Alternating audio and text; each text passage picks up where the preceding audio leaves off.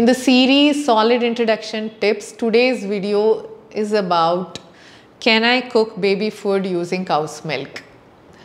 At first, there are a lot of articles, blogs and videos telling not to give cow's milk to a baby till a year. On the other hand, you see a lot of baby food recipes, even I have shared it, using cow's milk. So what's the confusion? Bhai? At first, breast milk or formula milk to remain as the main food till a year for your baby.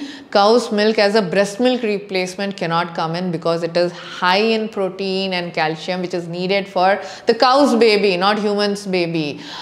Calf grow multifolds and humans take a lot of time to grow. The babies take a lot of time to grow, so it can damage their digestive system, impact gut health, and also cause anemia. Don't do that.